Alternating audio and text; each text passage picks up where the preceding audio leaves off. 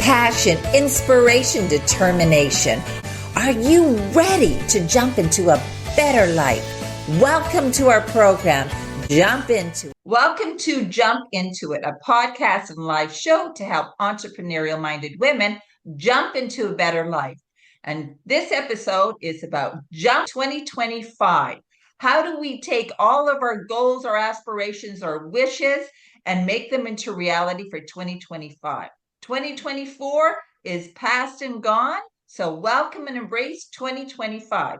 And today with me, I have Margot Maloney, who is a former Olympian for volleyball that represented Canada nationally. She has an MBA and she's an marketing executive that I've had the honor to work with in the past. So welcome, Margot. Hi, thank you, Gabrielle. It's wonderful to be back, and I'm really excited to follow up the conversation we began 6 or 8 months ago, whenever that was now. And I have to correct you, I was a beach volleyball player, and they're very different. And I like to point out the difference because they're two very, very powerful sports. Thank you. Thank you for the correction. Either way, it's a huge accomplishment. Ball, sunshine, and at a level that most women can only imagine to achieve that athletic ability. So that's something really, that's fantastic. So if there's anybody that's going to be able to talk about goals, aspirations, and fulfilling dreams, it would be you, Margot, with your amazing track record of what you've been able to do in your journey. And I know we've talked about, and do tune in to Margot's podcast from the past where we talk a lot about her journey. But let's get into 2025. And I don't know about you, but 2024 has this emotional roller coaster ride of so many things that have happened where I hadn't anticipated them to happen. I wasn't fully prepared for the emotional roller coaster ride that I went on in 2024, but it's hopefully, it's come the end of 2024 and it's a time for reflection. But now I'm thinking, how do we embrace for 2025? So, some of the things we talked that we wanted to cover in this podcast is around getting clarity, like overcoming personal, professional barriers that may have us be stuck in our lives, and how do we unleash that or get unstuck for 2025, and some practical health and wellness techniques that we can do to eliminate stress and anxiety, as well as shifting that mindset towards feeling a loss or grief or victim to take empowerment and taking a lead on our lives. It's a nice big mouthful to jump off with. It is. So why don't we take it to the three pieces? So how do you overcome personal, professional obstacles? Like what are some things, like if a person, we have all these goals and we want to accomplish in 2025, what would you tell someone? How would you break it down for someone that has some lofty goals that they want to achieve in 2025? I think the way I've looked at goal setting, I've looked at it a couple different ways. And the first thing I want to do is commend anyone who already has them and they're clear and they know where they want to go, because sometimes that is one of the hardest things to do, because our options are endless. When you're an open-minded person and you're kind of visionary and you're energetic, you like to think, I could do anything. I can do that. I want to try that. This looks interesting. In like a sport analogy, and I'm not going to talk too much about sports, but sometimes those analogies are really helpful. When you've been an athlete, and a lot of people have, or even through high school, your goals are set for you. You know what the next thing looks like, the next tournament, the next exam, so the path there is very clear already. You don't learn goal setting, I don't think, early enough, or how to understand your own goals. You follow the goals that are laid out for you. So for the first half of our lives, give or take, a lot of those directions, there's a bit of a roadmap for you. That's true. Like if you're education wise, you have to take this course, that course in order to get your certificate or degree, and you have to follow their schedule and what they define as A+ student. Yeah. So very good point. Very good point. Yeah. So from there, and I've sort of tried to explore this a few different ways. There are a couple of tips or techniques that I think that I've picked up from other people that I think that really resonate, regardless of your education level, your career, if you're in HR or you're building buildings or whatever that thing looks like. The first one really is looking at try to have a bit of a like a self statement, and it isn't about a role. It's not I'm an athlete, I'm a student, I am a magazine editor. Try to create something for yourself that has values. I'm someone who helps people through complex problems. I'm someone who loves to build places that people can live in. Try to create a value to it, because the role can change. We've all been resigned. It will happen. When you attach too much to the role, you don't know, you're kind of left with nothing. So try to create that vision and that statement for yourself that's about the values that you apply and bring to your life, your next steps, your relationships, your career. It just gives you a lot more breadth, I think. Yeah, and just like businesses, we talk a lot about businesses and they defining their vision, mission, and values. And a company like IBM, if their vision, their mission was to produce great typewriters, they wouldn't be in business today. Precisely. Right? But it's really about finding machinery to improve productivity, and that is a broader scope and a broader vision that helps bring in constantly new solutions to fulfill that vision. So yeah, I Exactly. was just translating it from personal to also business, and it works very similar. I agree. I think there are a lot of things that you can manipulate a little bit or rethink through a personal lens or a business lens or a career lens. There's a lot of commonalities and parallels through those. I think another tactic that this is a former athlete friend of mine had this, and I thought it was really powerful. So I bring it up again. She had suffered a significant injury. Her career was totally sidelined. She was a professional volleyball player. She was transitioning to playing beach. So she's transitioning a career. She's using a lot of the same skills, but has to relearn an awful lot of things. She used a volleyball that has all these little panels on it, and she's laid up. She's blown out her ACL. She can't do anything. So in her career, she's in a stop. She can't do very much at this point. So she starts to figure out, I need to be goal setting, and I need to get motivated, and I need to I need to redefine my own future. But she used the tool for her. She used was her volleyball, and she just randomly wrote goals on this volleyball. I'm going to play beach volleyball. I'm going to be on the sand in 6 months. And then looking at that, saying, well, what does that mean for this? And what does that mean? And she just wrote everything down. Lots of them she had to cross off and rewrite, but she had them in writing. And I think that it just gave her this thing that she was really connected to help her redirect and refine her career path. I think the second part of that I thought was really powerful and is directly translatable is the idea that writing it down is really powerful. You can always cross it out and rewrite it. If the schedule changes, if something adjusts, adjust with it. Don't feel that it's a failure if you don't make it, or if you've changed your mind, or if you've had a change in direction. I think those two things, just writing something down makes it real, it makes it tangible for you, and it helps with a directional movement, I think. And those two things I thought were really significant when you're talking about trying to identify and move towards some future goals. I was just looking for a quote. I think it's Harvard Business Review said that if you write down your goals, you increase your chances of achieving them by about 35%. So the power of writing them down.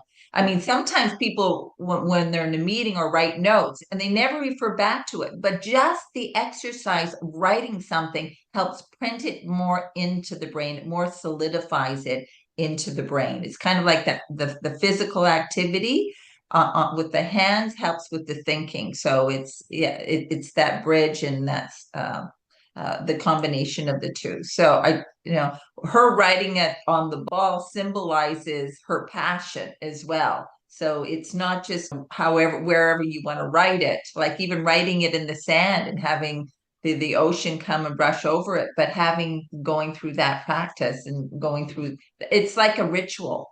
It's not just having it there for keepsake, but it's actually the ritual of helping solidify your goals. That's right. And there was something, I think we talked a little bit about it. I don't remember if it was on the last podcast or just in one of our other conversations, but about the idea of self-awareness. And it's something that I don't think when you're young, really young, in your, teens and 20s, you start to be aware that you should be aware, but I don't know really how deep you can go into that. There is a story from another woman, and she's an executive coach, that a story that she tells about really understanding tools that helped her understand herself a little bit better. And one of them, and I think they're, again, really, really translatable and really powerful. And I don't want to say easy, but I'm trying not to overcomplicate things. You want to try to simplify. And she had sort of two tools. One of them was talking about joy and talking about what brings energy to you and what drains you. And through your day-to-day life, am I overjoyed when I walk my dog? Or do I find that a draining activity? And just looking at the things that you do, the things that bring you joy, you will be more motivated to do just naturally. They're the things that are your within your natural gifts. And really trying to break down just your day-to-day, identifying the things that naturally energize you, and try to set some goals around those types of activities and then even those tasks. What is it about it? Is it completing it? Is it doing it? Is it being able to check something off? If you can break that down a little bit, you learn a little bit more about your own self-motivation. Another one I thought was another sort of, you lose a partner, you get a job, things that you really react to, things that you feel deeply one way or the other. When you have space, when that emotion gives you a little space, take a minute and try to unpack that a little bit. What is it about this? Why am I reacting so strongly to this and not that? On paper, they're both good. They're both bad, whatever. But why this one? And really understand what's within that has affected you, and acknowledge that it's affected you. Acknowledge that something in there is very, very important to you. And that, I thought, was another really powerful tool when you're really happy about something, or when you're jealous of something, when something really saddens you. Go deep into why, and that helps you understand a little bit more about you, that when you're setting your goals, you can maybe try to wrap in and apply. Yeah. And sometimes we get stuck in what I call awfulizing. And example of awfulizing is that you step on something, maybe you get a sliver in your toe, and then you get it awfulized to the point that you think it's going to be amputated. And all it needed is to get the sliver removed from your toe. But our mind can play such tricks on us and go down this rabbit hole of the world has now come to an end. And then you have to reverse yourself back to normal, healthy thinking. And so, when we're setting goals, we got to be careful not to let self-doubt creep in and create obstacles that aren't there, because most fear stands for false evidence appearing real, never happens. What we fear, the worst things never happen. And that's what awfulizing is creating scenarios in your mind that are never going to happen. But it keeps you stuck from actually moving forward in your life to things that you want, to move forward to what you want, instead of being stuck with the fear of thinking that these things are going to happen if you take any action. So that was, and I was just reading actually this little every day I wake up and there is this cards that I pick out, and it just kind of little frameworks around things that just to get me self-aware in moments, and just like heighten my awareness in different ways. And the one that came up today was about the mind, like it's from Buddhism. The mind is a very powerful, helpful tool. It helps us to problem solve. It helps us to be very logical and very rational. But your mind can also be one of your greatest enemies. And I'm not just talking about awful, but it comes and it gets all this noise happening in your mind, and then you get stuck. And so how do you get the noise out?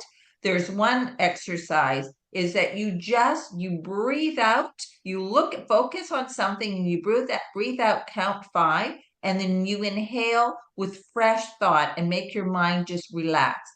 And it's a count of 5 to breathe out and a count of 5 to breathe in. And you do that 22 times. And what you're doing is you're taking all this crazy mind activity and you're bringing it, relaxing it. I think I was the Matrix, the Matrix with all the little dots and the little bits and and all of a sudden it just comes right down. And then there's this calm silence that you're basically hitting the reset button on your brain to be able to approach again your problems and where you want to go. So another tip.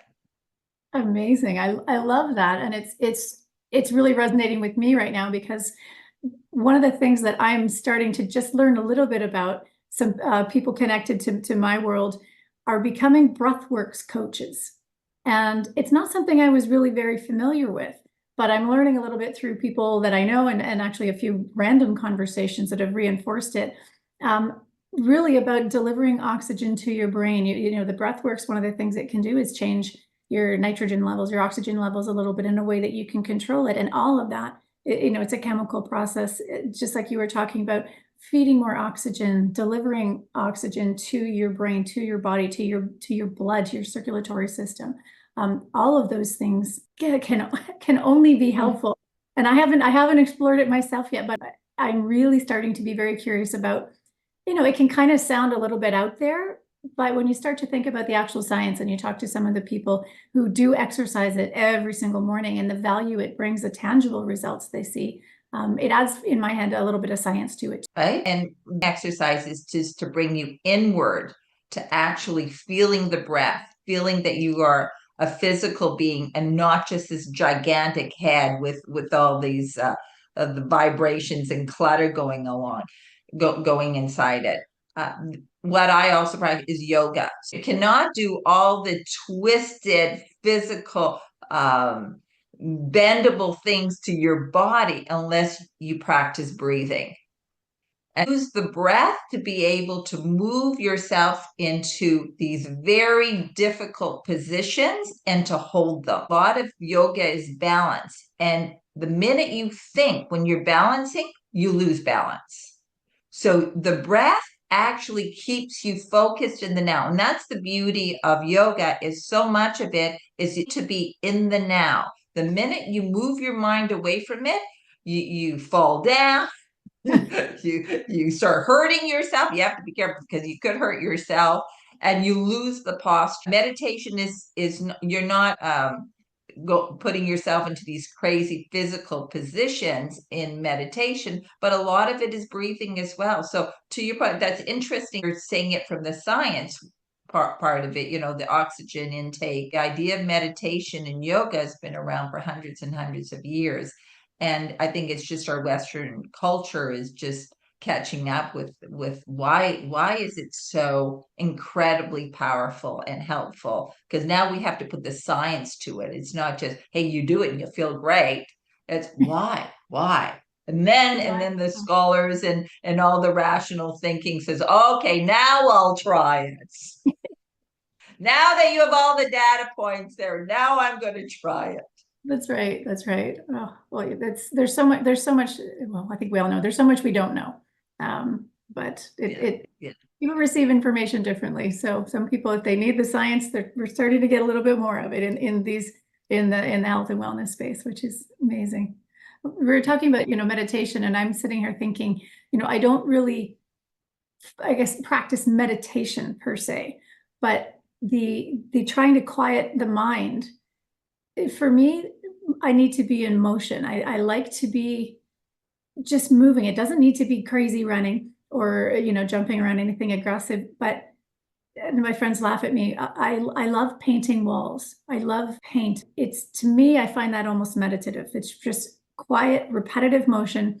It has my brain working, but my body is having, the back parts of my brain working just enough to let my mind wander and quiet. And I really appreciate that. Other people love baking. They have the same sort of interaction with baking. It's this beautiful space where they can just live quietly in their mind while they're in motion doing something. And gardening, I hear a lot of people say the same. Those two are not in my wheelhouse, but there are a lot of activities, back to things that bring you joy, and be aware of the things that again you find draining and the things that give you positive feedback. And it's a way to self-meditate without going to a class, or if you're not someone who can cross your legs in a pretzel, which I can't do. There are other ways that you can address and reach to quieten your mind a little bit and help manage stress. Yeah. And that is, there's a quote for that. Remember the quote, but there is a quote around activity that if you're stuck, go for a walk. Go for a 10-15 minute walk. It'll clear the air and then it'll come back. And if you can do it in nature, even better. And if, like you said, if you can find a hobby that's going to, because the hobby will also focus you to be in the now, just like yoga does, it puts you in the now. Painting puts you in the now. And so now you kind of channeled your mind and your concentration on a certain point, just like the breathing, you focus on a certain point, and then that gets rid of all that awfulizing, all that static in your brain. I love it. Now, I wanted to also talk because a lot of people get stuck because they've been traumatized when they were younger, or they suffered an incredible loss in their life, someone that they've loved. It can even be a pet that and this can get them stuck because they're stuck in grief and trauma are two different things. But it doesn't, sometimes how we approach to move forward is very similar. Would you agree? I would, and I think I mean that a lot of my last year was really dealing with grief, and I don't want to go too, I don't want to go too deeply. I probably will tear up if I go too deep. But I lost my mom just over a year ago, and we were very close. And it was something that wasn't a surprise we saw coming. So there was a decline, and there was just, rallying and supporting around her through the last part of her journey, I suppose. And for me, when I look back, it turns out I'm very good at compartmentalizing. So those hard emotions, I sort of just put to the side, and I only access them when I felt that I had the room and space to do that. So I moved through all of the other things, even including work and relationships and all those, without trying to layer the grief through it. And then when I needed just time to grieve and to cry, I created a space, many spaces for me to do that in. And one of the things, and you and I have spoken about this, one of the things I did after she did pass away, and after a few months had passed, and we'd sort of done there's a lot of functional things that go along with it too, that again, that compartmentalizing helped me just functionally take care of the things that need to be taken care of when you lose someone. I was fortunate enough to be able to resign my position. I resigned, and I was fortunate enough to be able to just take a month and walk the Camino de Santiago. And it's one of those things I had a good pair of hiking shoes in my backpack, and for about 30 days, I just walked. And it, to me, was cathartic. It wasn't something that I didn't understand at the time why. I just knew I needed to just be there and do that and give grief its space. I walked by myself for half of it. I walked with people for an hour. I walked with a few people for 2 weeks. It gave me the complete freedom to come and go through that process as I needed, as I saw fit, and as I felt that day. And I hid from social media. I took a hiatus from all that. I didn't share any of it. It was really an experience that was just, I allowed myself to put all those things, to let them be what they were going to be. So I didn't have to put them and turn them into anything. I just let them be where they were. So if I was crying when I was walking, then I was crying when I was walking. If I was just picking up a flower for my mom, I did that. But it was just, I let myself, whatever I felt like I needed to do, I did. And it was really powerful. And it, when I returned, I had more capability to be able to talk about it, to be able to address it. I didn't have everything was too close to the surface before that to be able to really express anything. So that was Wow. a really powerful, for me, that was a really important way to deal with the fact that I'd compartmentalized things for so long. I don't know that, maybe everybody can't take a month off and wander across Spain. I would recommend it though. Okay. I think another really interesting thing, and I thought about this a lot while I was on my walk, was just the array of emotions. Because we say grief, and it's one word, and we think it's this thing, but it's really only one component of all of the emotions that you go through. I almost called it a kaleidoscope. That we knew it was coming, but the finality was jarring. Even though you know it's ahead and you think you're prepared and it was jarring, and that was surprising. So I'm feeling shocked and jarred. I'm feeling surprised by my own reaction.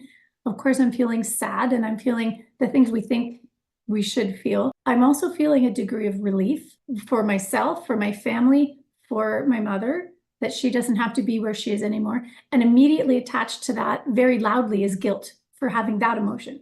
It was just this really crazy array of, I just called it a kaleidoscope, and you just keep turning it and turning it until things settle a bit for you. Wow. Wow. Thank you. I think a lot of people probably could relate to what you went through. I mean, my mother is my best friend. She's still alive today, and she's still an amazing woman. She's still strong. She's 89. We know that the inevitable, right? I mean, so the way that I handled, so I went through a divorce, as you know, it was a long, painful journey. But when I realized that my marriage had come to an end, and I launched this business, and I had to stay productive. I had bills to pay. I was a single mom. I had to keep myself very productive and focused. But like you, Margot, I compartmentalized. I booked 3 o'clock in the afternoon, Monday to Friday, to bawl my eyes out. Right, 3 to 4, and then I'd go back to work again. But so, and it's almost like, you feel the buildup physically, and then you just got to release it. Sometimes it's like you feel it, said, I got to find a movie. I got to find I don't know about you, but I got to find a really sad, heart-wrenching movie so that I have an excuse for releasing all this incredible emotion. And then, and Sorry, I'm laughing because I exactly the opposite. I didn't want to create any more reason. When I seek like a comfort through movie, I'm going for the very bad B disaster movies. The more things, the more crazy crocodiles that eat people, the more zombies, the better. I just need to be way over here to be far from that for a little while. oh, yeah, yeah. Well, I guess there's the best. Yeah. I mean, when you're ready to grieve. And sometimes it's like it's too soon.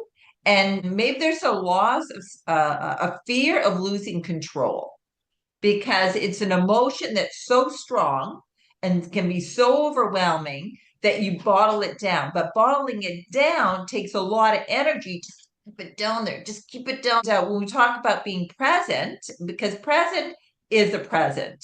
And when we're using all our energy to ball it down, it's really hard to be present, because when you're present, you will allow those emotions to feel. You will allow whatever needs to come out to come out. So and I think that's how people get sick. I mean, dis-ease, there's no is exactly that. It is not feeling comfortable and at ease with yourself. So why do you feel that? What emotions are you bottling down? What are you trying to control in your environment so that you don't lose control over how you actually feel and what your heart feels? I mean, I think it's so sad when people don't love or afraid to love because they're afraid to get hurt. And yet, love is one of the greatest emotions and connections you can have with people. And yet, and how many, what were you going to say? Oh, I was just connecting to what you were saying about afraid to get hurt, or the idea of pain. A lot of people try to avoid things that can cause pain or bring pain. But pain is probably one of our best teachers. You know, it gives you feedback. It gives you exactly what you need when you need it. If you try to avoid pain, you also avoid the counter, the happiness at the other end, because you sort of live in this fairly emotionless state because you won't let yourself feel what you need to feel. I mean, our systems, they do what they do. You need to give them space. I think you're scheduling your I let it out moments is brilliant. I'm going to keep that. I think that's brilliant. You didn't have to go walk for a month. I didn't have to go from, but I'll tell you, like that grief comes in different stages, right? You've got denial, you've got anger, you've got negotiation, you've got acceptance. I'm not sure if I got them all in the right order, or you jump around, but there was all that too, right? So the first one, there's the crying out, but there's also that "you son of a gun," right? So there was that too. Like there was a lot, like you were saying, the kaleidoscope of different emotions to mix grief with guilt. Like who would have thought that the two G's would come together that way? But you know, almost surprising. It's like an inner journey, surprising how many emotions we can feel and how the combination of emotions. Like, we talk about the word bittersweet. Something was bittersweet. It's the combination of it was good and bad. It was happy and sad. Not too many words or sayings out there that captures our emotions around this paradox, or these two extremes happening at the same time in the same body, in the same mind, and the same feelings. Right. That's right. Well, I think that's a perfect description. Bittersweet. You could just use that word to describe the fact that I have more than one emotion going on at all times. It's just we're not singular beings. We're complex and layered, and trying to recognize and acknowledge those things. Focus on identify the things that are moving you forward, moving you anywhere, and identifying the things that keep you stuck, and working through them whatever works for you. If you need to bake, if you need to paint walls, if you need to do yoga, if you need to schedule a 3 o'clock session with yourself, then do that. Well, and one thing we haven't talked about is journaling, right? So that inner dialogue with yourself, and something it's journaling. If you've had trauma and you get into situations where you get triggered and everybody says, well, that's inappropriate. And that was inappropriate. I said this and she reacted like, or could be men too. People's behavior is so unpredictable because they've been so traumatized, and you're walking on I don't know if you've ever had really situation with people where you're walking on eggshells because you don't know what's going to trigger them, because rational behavior doesn't seem to be, and trying to converse with them as an adult doesn't seem to work. And and it's a horrible toxic relationships. Unfortunately, sometimes they're family members and you can't just say, see you later, nice to know you. Sometimes the trauma is within you, and sometimes you are seeing the trauma being played out with other people.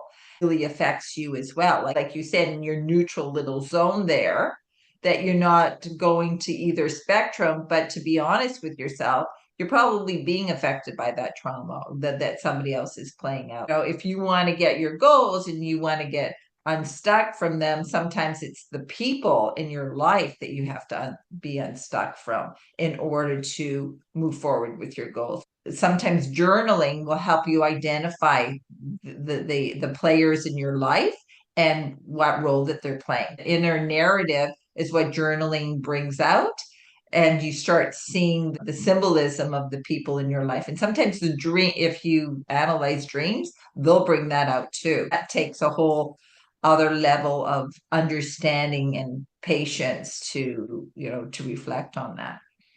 Well, I think the journaling, for one thing that, we already sort of alluded to it, just the power of putting something in writing.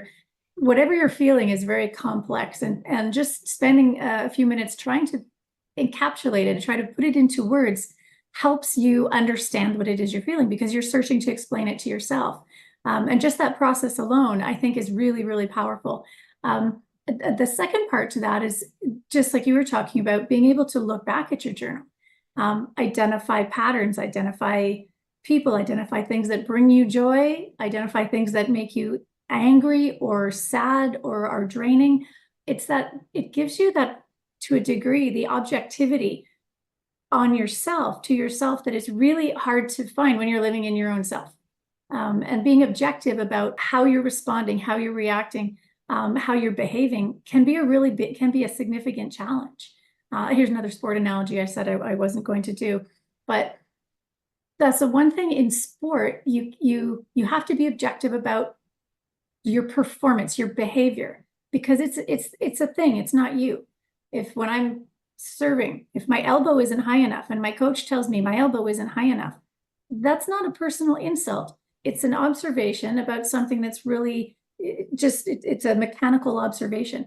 And being able to separate those things is really important. And I think journaling is a good way for people to do that but much more deeply than that analogy, but a way to separate who you are from your behavior, from your responses, your reactions, so that you can assess them from the outside in, not from the inside trying to figure it out while it's all stirred up. Yeah. And I said the trigger can be somebody else onto you, but it can very much be you onto somebody else. And then it's stepping back, and I like the journaling to be able to go deep into what that trigger is. Because when you're triggering, it's your opportunity for healing or to move something through you. Like you can't get around grief. You can't get around trauma. You have to go through it to get to the other side. And you could say trigger is a blessing. It's like people that make trouble in your life. You could say, well, thank you. You're a teacher. You have just taught me something, and now I'm better for it. Thank you so much. Like that is one way of embracing it. Or instead of just being stuck in the anger, you made me angry. And you play the victim role. You did this to me. You can go the victim role, or you could say, hey, I'm accountable for my life. You've given me great feedback. Thank you. It will help me to be that better person, or to help me let go of stuff that is keeping me stuck. So I am ready to jump for 2025. I love it. I love it.